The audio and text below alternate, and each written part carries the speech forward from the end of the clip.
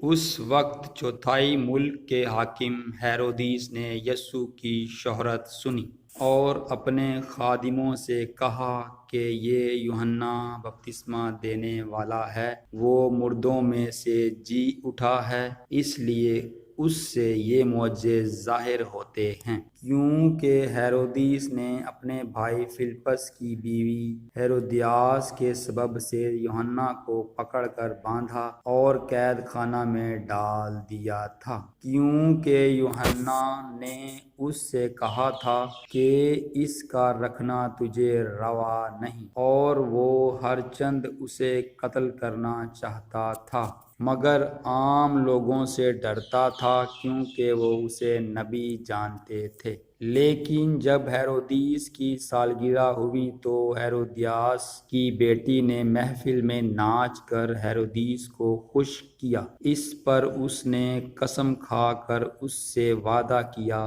کہ جو کچھ تو مانگے گی تجھے دوں گا۔ اس نے اپنی ماں کے سکھانے سے کہا، مجھے یوحنا بپتسمہ دینے والے کا سر تھال میں یہیں منگوا دے۔ بادشاہ غمگین ہوا، مگر اپنی قسموں اور مہمانوں کے سبب سے اس نے حکم دیا کہ دے دیا جائے، اور آدمی بھیج کر قید خانہ میں یوحنا کا سر کٹوا دیا، اور اس کا سر تھال میں لایا گیا اور لڑکی کو دیا گیا، اور وہ اسے اپنی ماں کے پاس لے گئی، اور اس کے شاگردوں نے آ کر لاش اٹھا لی اور اسے دفن کر دیا، اور جا کر یسوع کو خبر دی۔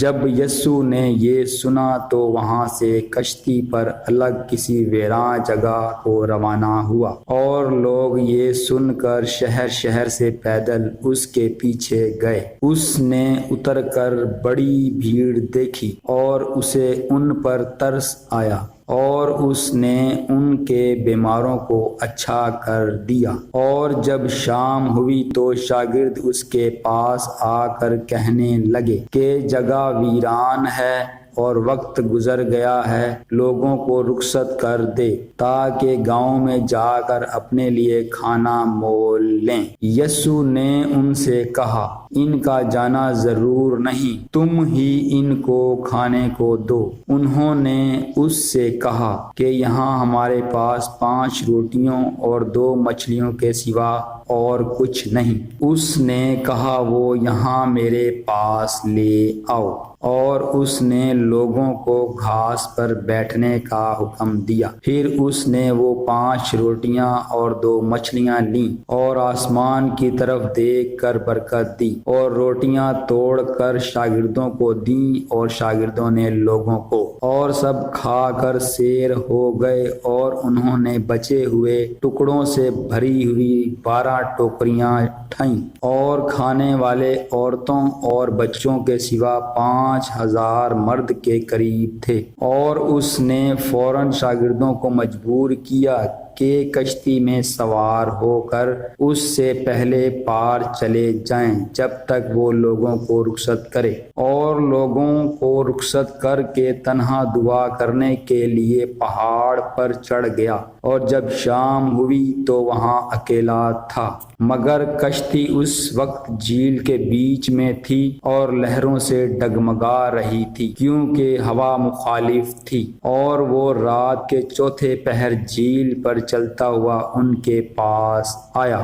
شاگرد اسے جھیل پر چلتے ہوئے دیکھ کر گھبرا گئے اور کہنے لگے کہ بھوت ہے، اور ڈر کر چلا اٹھے۔ یسوع نے فوراً ان سے کہا، خاطر جمع رکھو، میں ہوں، ڈرو مت۔ پطرس نے اس سے جواب میں کہا، اے خداوند، اگر تو ہے تو مجھے حکم دے کہ پانی پر چل کر تیرے پاس آؤں۔ اس نے کہا، آ۔ پطرس کشتی سے اتر کر یسوع کے پاس جانے کے لیے پانی پر چلنے لگا، مگر جب ہوا دیکھی تو ڈر گیا، اور جب ڈوبنے لگا تو چلا کر کہا، اے خداوند، مجھے بچا۔ یسوع نے فوراً ہاتھ بڑھا کر اسے پکڑ لیا اور اس سے کہا، اے کم اعتقاد، تو نے کیوں شک کیا؟ اور جب وہ کشتی پر چڑھ آئے تو ہوا تھم گئی، اور جو کشتی پر تھے